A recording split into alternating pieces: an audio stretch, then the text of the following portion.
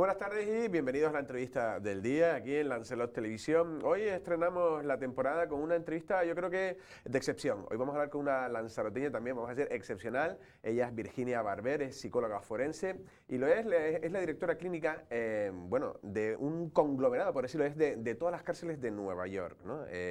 Directora clínica de salud mental de todas las cárceles de Nueva York. Nos ha interesado saber cómo alguien desde Lanzarote llega a tener un puesto tan importante y también todos los conocimientos. También intentamos coger a Virginia por el tema de la presentación de su libro, ¿no? En este caso, que se llama Más allá del bien y del mal, experiencia de una psicóloga forense. Pero en este caso, bueno, ya la tenemos y nos va a hablar del libro y de otras muchas más cosas. Virginia, ¿qué tal? ¿Cómo estás?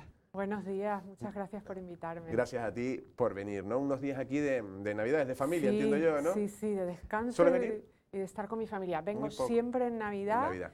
y si puedo me escapo en verano, aunque sea una semana. Claro que sí. Pero vengo mucho menos de lo que me gustaría. La verdad que sí, Nueva York, ¿no? Vaya locura Sí. vivir allí, ¿o te Sí. gusta vivir? Bueno, sí, a mí Sí, me gusta mucho Nueva Nueva York, llevo ya, pues eso, 20 años allí, bueno, me he formado, pues tengo mis amigos, ¿no? Tengo una profesión que me gusta mucho, pero también tengo un poco relación amor-odio con la ciudad, ¿no? Odio el invierno, Sí, muchas sí. veces es una ciudad que puede ser muy estresante y sobre todo echo muchísimo de menos Lanzarote, echo de menos el clima, echo de menos mis amigos, echo de menos mi familia, echo de menos, bueno, pues muchísimas cosas. La verdad. Pero bueno, también Nueva York, pues si no, no me hubiera quedado tanto tiempo, Pero ¿no? bueno, Nueva York No está mal, ¿no? No está mal, no está mal. Bueno, pues Virginia, vamos a empezar, bueno, el libro porque, ay, se me olvidó, se nos ha olvidado traer el libro, pero bueno, si no ya para la Bueno. próxima lo traerás. Coméntanos un poco qué has querido reflejar en el libro y también, porque eso está en las principales librerías, entiendo yo Sí, de aquí, que sí. lo pueden coger y Sí. comprar. ¿De qué va el libro? Bueno, pues el libro recoge un poco mis experiencias a lo largo de los últimos 15 años trabajando en Nueva York en diferentes ámbitos forenses penitenciarios, ¿no? He trabajado en hospitales psiquiátricos forenses, en cárceles y en juzgados, en la Corte Suprema y Criminal de todos los barrios de Nueva York. Y entonces, realmente es un libro de casos donde yo he elegido pacientes o detenidos que he evaluado a lo largo de mi profesión que de alguna manera me han llegado emocionalmente, pues me han tocado ahí una vena, ¿no? Que están siempre, digamos, en mi memoria. Y por otro lado, casos que me parecía que tenían mucho valor didáctico o pedagógico, porque la idea del libro era romper mitos, ¿no? En el tema de la psicología forense y de la psicología penitenciaria y del comportamiento criminal, pues se ha hecho mucho cine, ¿no? Mucha película de Sí, luego Hollywood, hablaremos. exacto. Y entonces hay muchos mitos que han llevado a estigmatizar sobre todo a los enfermos mentales, que es un poco el área específica en la que trabajo yo, ¿no? Yo trabajo con muchas personas con trastorno mental grave que se encuentran dentro del sistema penal. Y entonces lo que yo he querido, pues he elegido una serie de casos, uno en el, por ejemplo, hablo de la esquizofrenia y la inimputabilidad, en otro hablo de la peligrosidad, de cómo podemos predecir el comportamiento violento, en otro hablo de la psicopatía, ¿no? Que sería un poco lo que la gente entiende por la maldad, ¿no? Personas que tienen trastorno de personalidad psicopático. Tengo otro capítulo que hablo sobre los delincuentes sexuales, tengo otro capítulo donde hablo de confesiones falsas, de cómo existe este fenómeno que es tan difícil de entender, que hay personas que pueden llegar a confesar delitos que no han cometido, ¿no? Y hablo de algunos casos famosos que se han dado y casos en los que yo he sido perito, ¿no? y que he visto así de primera mano.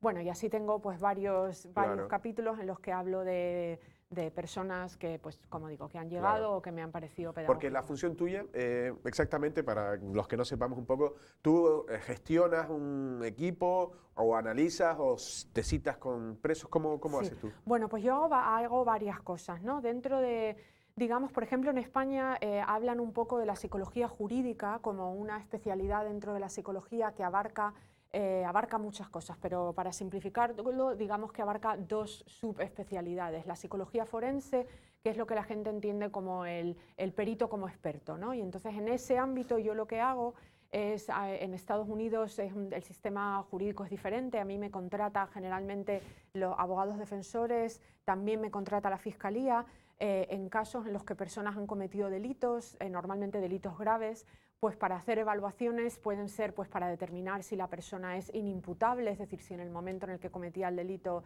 estaba experimentando síntomas generalmente psicóticos, para hacer predicciones sobre la peligrosidad, determinar cuáles son las posibilidades de que alguien sea peligroso, también para determinar si alguien es competente para proceder con el juicio. Existen leyes en Estados Unidos que determinan que para que alguien pueda pasar por un juicio no solamente tiene derecho a estar físicamente presente, pero también tienen que estar mentalmente presente. Entonces, si por ejemplo tienes un trastorno depresivo mayor o estás experimentando delirios, pues esa persona necesita ir a un hospital antes de poder proceder con el juicio. Entonces yo ayudo a los jueces a tomar esas decisiones. Y por otro lado está la psicología penitenciaria, que también entra dentro de la psicología jurídica, y eso es en lo que me llevo dedicando sobre todo en los últimos 4 años como directora clínica de esta cárcel de Nueva York. Y ahí tengo un papel de gestión con un equipo muy, muy grande de clínicos, de psicólogos, de trabajadores sociales, de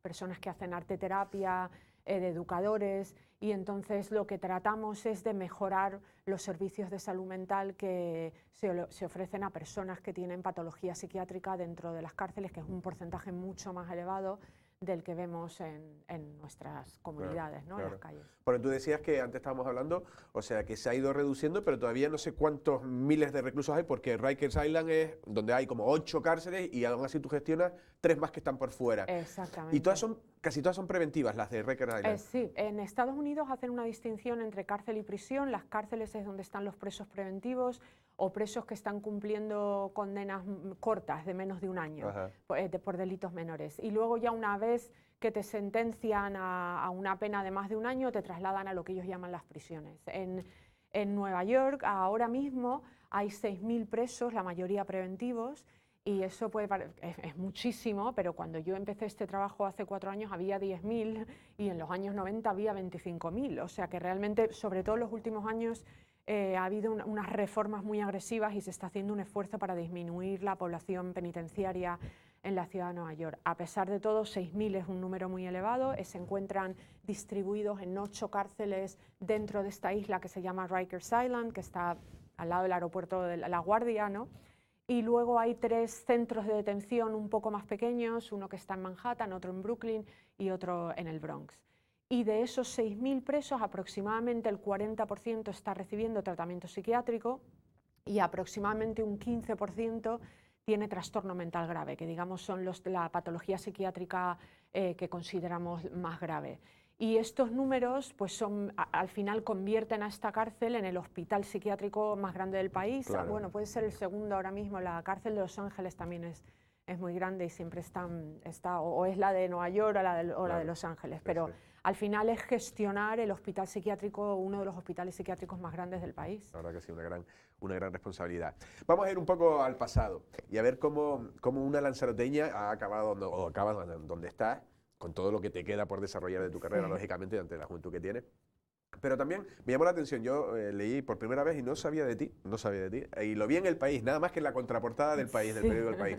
Y entonces leí tal, entonces me llamó la atención que dice, no, yo estudié en Madrid, pero antes ya me había fijado, decía en la entrevista, que te fijabas, que te llamaban la atención los toxicómanos en Arrecife o en Lanzarote, o sea que imagino que era la época de los 80, los 90, que eran años duros. Vamos un poco a ese inicio. Realmente eso es lo que te hace a ti llamar la atención y cómo acabas en Estados Unidos.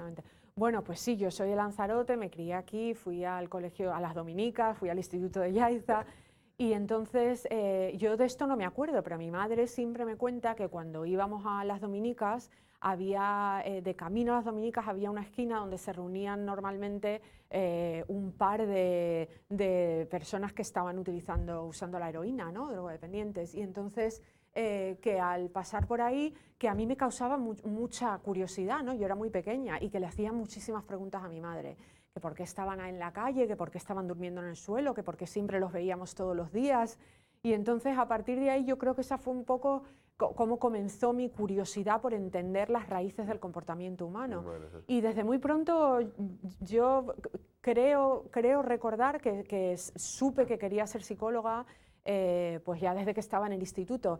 De hecho, me gustaba mucho la psicología y el derecho y estuve un poco como dudando entre las dos carreras. Al final me decidí por la psicología. decidirme a Madrid porque mi padre es canario, mi madre es de Madrid, y entonces en Madrid teníamos familia y bueno, pues tenía sentido irme ahí a estudiar la carrera.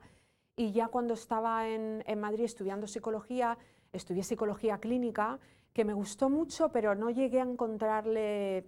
Es una carrera que me gustó, pero no me apasionaba.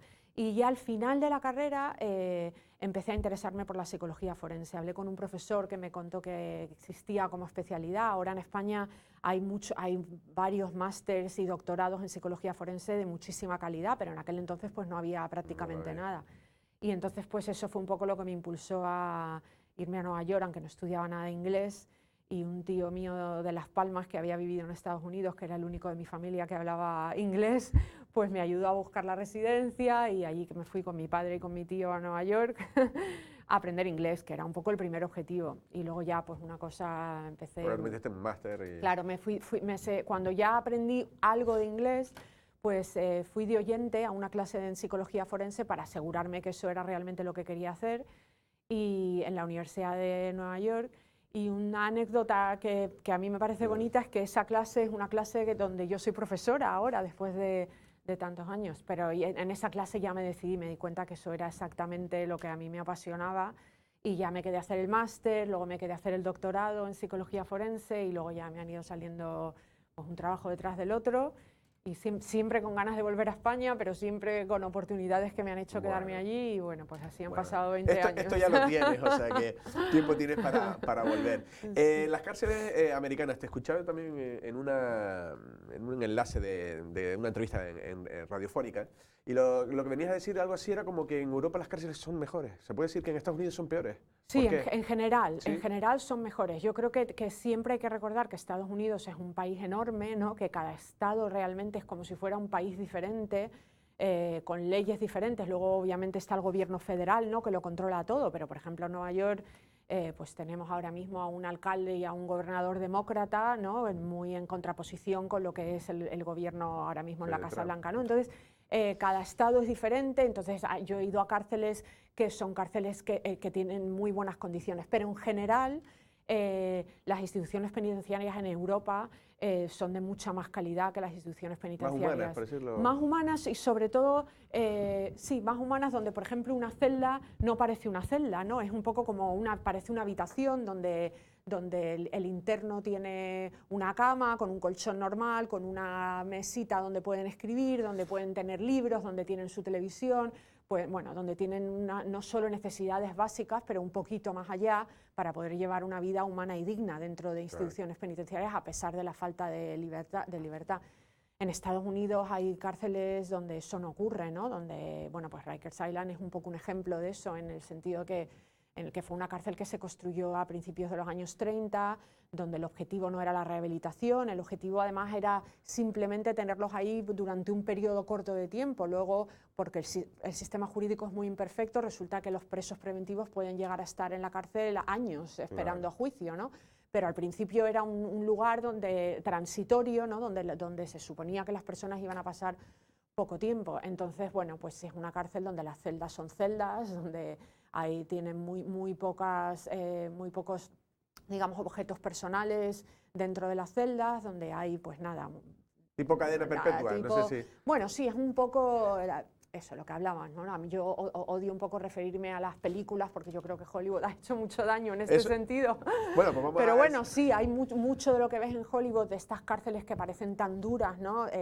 Pues sí, hay algo de realidad en ese sentido. No, lo que te iba a preguntar, porque ya lo has puesto tú, ha hecho mucho daño, dices tú, ¿por qué? ¿Por qué se refleja algo que no es real? Bueno, pues porque a mí me parece que sí, porque en muchos sentidos se reflejan cosas que no son reales. Se refleja, pues por ejemplo, el estigma de que los enfermos mentales son siempre peligrosos, siempre hay la psicopatía, que es un fenómeno real, que existe, pero parece como que la mayoría de las personas que se encuentran en las cárceles y que cometen crímenes son psicópatas, cuando realmente no es así, no son una minoría de personas. Y luego reflejan unos niveles de violencia que tampoco son los niveles de violencia reales que vemos en instituciones penitenciarias. Por supuesto hay violencia en instituciones penitenciarias, pero es todo como muy exagerado, ¿no? en cierta manera. Y luego también a nivel profesionalmente, pues los psicólogos forenses que aparecen en las películas, pues por ejemplo en El silencio de los corderos o en este tipo de películas, pues son como psicólogos que enseguida tienen una conversación y ya consiguen analizar a la persona y conocer exactamente.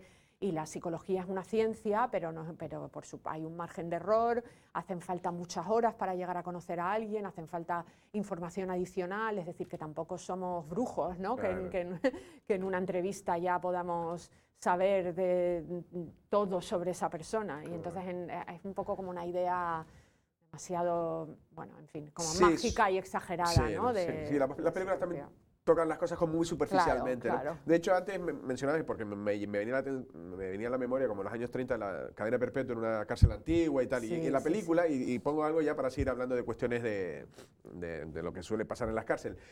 Porque yo te he oído a ti, tú, claro, lógicamente crees en la rehabilitación, es lo que el fin debe ser. Pero en esa película ponía un contrapunto y decía que la institucionalización, decía un poco el personaje, que era como que si a ti te ponen mucho tiempo en una cárcel, al final ya no sabes, pierdes las referencias sociales. ¿Eso ocurre? Puede ser si tú estás mucho tiempo en la cárcel, te inutilizan. Sí, o sea, este concepto de institucionalización que mencionas es muy real y además se considera lo que llamamos un factor de riesgo criminogénico. Quiere decir que cuando las personas están institucionalizadas durante mucho tiempo, luego tienen más posibilidades de cometer delitos cuando salen a la calle, porque cuando estás en la cárcel es como mudarte de país, o sea, es una cultura diferente, donde hay unas normas diferentes. Y entonces, por un lado, las personas desarrollan unas maneras de pensar y de comportarse que les sirven cuando están dentro de la cárcel, les ayudan a sobrevivir, pero esas mismas maneras de pensar y de comportarse cuando están fuera, lo que hace es que aumentan las posibilidades de que cometan delitos. Y luego, por otro lado, cuando estás durante muchos años en un ambiente donde todo está tan regularizado, donde hay tantas normas, donde todo lo hacen por ti, ¿no? La comida, los horarios, pues luego cuando sales fuera cuesta mucho socializar, cuesta mucho tener libertad. Y, por ejemplo, nosotros tenemos pacientes que llevan mucho tiempo metidos en este ciclo de la encarcelación, que cuando salen de la cárcel cometen delitos aposta para volver. En una cárcel que es una cárcel, ¿no?, tremenda, ¿no?, que no estamos hablando de una cárcel a lo mejor de Noruega donde las condiciones son un poco mejores.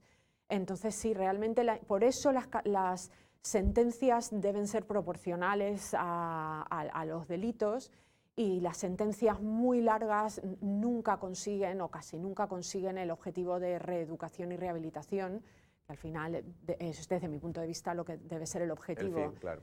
Claro. De hecho, bueno, vamos a temas también medio espinosos, a ver por tu experiencia, a ver qué nos comentas. El tema, por ejemplo, de violadores, ¿no?, agresiones sexuales, o ¿no?, gente que comete delitos sexuales. ¿Tiene rehabilitación eso? Hay algunos radicales que dicen, eso tienes que tenerlo apartado para que no genere otro problema, y otros dicen como que es un ser humano, tiene unos derechos y tiene derecho a la oportunidad de ser rehabilitado. Hay algunos que pueden ser rehabilitados y otros no. ¿Cómo? Bueno, pues eso tenemos números, es decir, en uno de mis capítulos del libro va sobre esto, sobre la delincuencia sexual. Entonces, bueno, yo lo primero que quiero decir es que obviamente, por ejemplo, para mí personalmente, los delincuentes sexuales probablemente sea el tipo de delito con el que más me cuesta trabajar, porque, bueno, sobre todo si las víctimas son niños, porque nos llega a todos, a la sociedad en general, de una manera especial, ¿no? Pero esto también ha llevado a que se hayan creado muchos mitos, y en Estados Unidos, por ejemplo, que se hayan creado políticas durísimas contra los delincuentes sexuales. Hay muchos perfiles diferentes de delincuentes sexuales, y eso es lo primero que hay que tener en consideración. Hacen falta recursos, hacen falta psicólogos, sobre todo aquí en España hacen falta muchos psicólogos en juzgados, en instituciones penitenciarias, para que puedan hacer evaluaciones realmente serias de estas personas y determinar cuál es el riesgo de reincidencia, ¿no? Esto falta en general. Pero la realidad es que los niveles de reincidencia en delincuentes sexuales son mucho más bajos que los niveles de reincidencia en delincuentes comunes. Y esto es una realidad que normalmente de la que no se habla. Como bien dices, los medios de comunicación muchas veces comentan que los delincuentes sexuales nunca se rehabilitan. Bueno, el porcentaje de reincidencia es aproximadamente un 13%. Estos son números un poco más, un poco menos que, por ejemplo, el Ministerio de Interior se han hecho estudios, ¿no?, en España, y esos números son muy parecidos a los números que encontramos en Estados Unidos, aproximadamente un 13%. Entonces, decir que la mayoría de los delincuentes sexuales reinciden, pues no es verdad, ¿no? Es verdad que cuando hay algunos delincuentes sexuales que tienen una serie de factores de riesgo que los convierten en peligrosos, y esos son en los que hay que invertir todos los recursos, ¿no? Pero no es cierto, las estadísticas no demuestran que la mayoría de los delincuentes sexuales reincidan. Claro. Claro, lo que pasa, como dices tú, ¿no? De un 13%, ¿no? Que cuando uno pasa es notorio, los medios de comunicación, y hay gente que se enciende un poco también. Exactamente. Claro, son temas complicados. Sí, muy complicados. Lo has dicho antes, la psicopatía, un poco la maldad. En Estados Unidos, no sé si... ¿Cómo se lleva eso? Porque a lo mejor, no sé si también te oía, ¿no? Las diferencias también sociales, ¿no? Afroamericanos y luego por otro lado las diferencias económicas.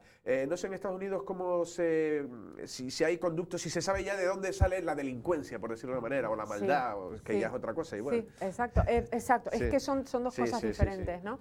La delincuencia, el comportamiento criminal, lo que yo creo que ya estamos todos los clínicos y los investigadores y los académicos de acuerdo, es que tiene un gran componente social, es decir, es lo que llamamos los determinantes sociales del comportamiento criminal.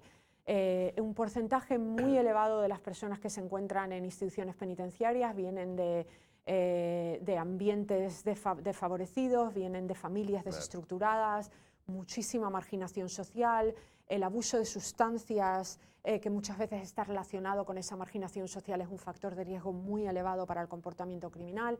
Y luego algo de lo que yo hablo mucho en mi libro es sobre el trauma. Las experiencias traumáticas, sobre todo en un momento del desarrollo donde el cerebro adolescente todavía se está formando, el trauma repetido, ser testigo de la violencia, ser víctima de abusos físicos, de abusos sexuales, produce unos cambios. Ahora estamos aprendiendo que produce cambios a niveles cerebrales, o sea, a nivel biológico, a nivel de neurotransmisores, que convierten a esas personas en muchísimo más impulsivas que el resto de nosotros. Tienen una desregulación emocional que hacen que por cualquier cosa reaccionen sin pensar en las consecuencias de lo que hacen. Y eso ahora estamos descubriendo que está muy relacionado con las experiencias traumáticas. Y las experiencias traumáticas que al final son determinantes sociales del comportamiento criminal. Entonces, esa es la gran mayoría de personas que se encuentran en instituciones penitenciarias. Si hubieran tenido un ambiente diferente durante su infancia y adolescencia, probablemente no hubieran terminado en instituciones penitenciarias. Claro. Por supuesto está el factor también del racismo, que existe en todos los sitios del mundo. En Estados Unidos, pues por supuesto, con el tema de los afroamericanos y de los hispanos, ¿no? Pues en mi libro también hablo de estos números, que son los afroamericanos y los hispanos no son la mayoría de la población norteamericana y sin embargo son la mayoría de la población reclusa norteamericana, ¿no? Entonces estos números de por sí pues ya reflejan que la discriminación por raza, ¿no? Por el racismo, pues también es un factor determinante. Esto no quiere decir que luego no haya un porcentaje de personas que están dentro de instituciones penitenciarias, que es un poco más lo que decías tú, la maldad, ¿no? Que es diferente a la delincuencia. Y es un poco lo que yo trato de explicar, es un poco el significado del título del libro, más allá del bien y del mal, que las cosas no son tan sencillas como parecen, que yo he encontrado muchísima humanidad dentro de cárceles y muchísima humanidad en personas que han cometido delitos terribles. Pero también he visto maldad en la forma de la psicopatía, ¿no? O sea, en psiquiatría, psicología lo llamamos el trastorno de personalidad psicopático. Es un trastorno que afecta aproximadamente a un 1% de la población. Muchos psicópatas se encuentran dentro de nuestras sociedades. Hay un porcentaje algo más elevado en instituciones penitenciarias. Y estos son personas que desde una edad temprana empiezan a demostrar unos rasgos de personalidad donde hay unas deficiencias emocionales, les falta... No se supone en el lugar... Exactamente, no sienten empatía, no sienten culpa, pueden ser muy manipuladores, tienen tendencia a la mentira patológica, y entonces estas personas pues sí que son capaces de cometer delitos y de hacer cosas sin pensar en ningún momento en el daño que están causando a otras personas, y eso por supuesto es un factor de riesgo muy elevado para el crimen. Yo tengo un capítulo en el libro en el que hablo de la primera vez que me senté delante de un... Bueno, igual me había sentado delante de otros psicópatas, pero esa fue la primera vez donde me di cuenta, así a un nivel visceral, que estaba delante de la maldad, ¿no? Claro. Y luego ya pues me ha pasado muchas más veces a lo largo de de mi profesión. Y bueno, este trastorno de la personalidad, existe un debate muy alargado sobre si nacen o se hacen. Yo, desde mi punto de vista, creo que la realidad es que no lo sabemos todavía, o sea que nos falta mucha investigación para poder saber exactamente. Hay muchos investigadores que están intentando buscar partes del cerebro que parece ser que en algunas muestras han encontrado que no funcionan de manera diferente, ¿no?, que en personas que no tienen trastorno de personalidad psicopático, pero nos hacen falta muchas replicaciones, muestras mucho más grandes, así que yo creo que todavía no lo sabemos. Probablemente sea una combinación, pero... hay campo por estudiar. Bueno, ya nos hemos ido de tiempo. Última pregunta, y lo estabas diciendo un poco, porque uno hace lo que ha visto, me refiero, ¿no? Tú dices en ámbitos de violencia, pues probablemente se reproduzca la violencia. La violencia de género también es un problema. Porque eso, ¿no? Lo de que le pegaba lo normal, ¿no? Esas frases, ¿no? De que tú veías y entonces acaban pegando. ¿Qué solución puede tener? Porque ahora se están intentando poner... Y yo no sé si, claro, yo creo que la educación es lo que será, pero no sé si, ¿en qué línea se puede trabajar para eliminar lo que es algo tan complicado como la violencia de género? Bueno, pues eso probablemente sí, es uno de los aspectos más complicados dentro del ámbito de la delincuencia y de la psicología forense. Yo, por ejemplo, he hablado mucho últimamente, estoy viniendo más a España a dar clases y a conferencias con psicólogos que trabajan en España en este ámbito, y un poco lo que ellos denuncian es una falta absoluta de recursos en juzgados, de psicólogos que puedan realmente trabajar en la prevención y en la evaluación de estas personas, porque al final, como con todo tipo de delincuencia, existen perfiles diferentes, ¿no? La violencia de género tiene componentes culturales y de educación, por supuesto la educación temprana, ¿no? Una educación que fomente la igualdad entre hombres y mujeres es indispensable, pero no es lo único que hace falta para poder eliminar la violencia de género, ¿no? También hay factores sociales de marginación social y de recursos que son necesarios, y luego también en algunos casos está el tema del uso de drogas. Entonces, claro, hay perfiles muy diferentes y realmente lo que hacen falta son expertos que puedan trabajar en la prevención y que puedan evaluar a estas personas para determinar quiénes son los diferentes niveles de riesgo y cuáles son los niveles de supervisión que son necesarios. Y hacer una valoración de riesgo requiere horas y horas de trabajo, no es solo una entrevista, es en lo que Hollywood nos ha engañado, ¿no? Y eso pues hace falta tener muchos psicólogos y darles esos recursos, y no darles, pues eso, muchos de los psicólogos me contaban que a lo mejor tienen, bueno, pues llevan de 50 a 30 casos, cuando estás tan sobrepasado de trabajo es imposible prestar atención individualmente, ¿no?, a cada caso. Los problemas, exactamente. ¿no? La verdad que sí, complicado, me imagino. Virginia, ha sido un verdadero placer, gracias por acudir y esperemos que te volvamos a ver más prontamente. Igualmente, el placer ha sido mío, estoy feliz de estar en Lanzarote, así que muchas gracias por la invitación. Gracias a ti. Gracias. Bueno, ya han escuchado a Virginia Barber, ¿no? En este caso psicóloga forense, directora clínica de salud mental del conglomerado, por decirlo de una manera, de cárceles de Nueva York. En este caso, Rikers Island se llama el principal núcleo, ¿no? Y la verdad que, bueno, ha escrito un libro, ya está en las principales librerías de Lanzarote, o sea que les recomiendo que lo adquieran. Y por otro lado, también tenemos algún tipo de preguntas, ¿no?, curiosidades también, ver un poco cómo es Estados Unidos, ¿no?, y cómo se gestionan, ¿no?, todo este tema de cárceles y también de todo el complejo y el entramado psicológico. Nosotros, sin más, nos despedimos. Pasen una feliz tarde.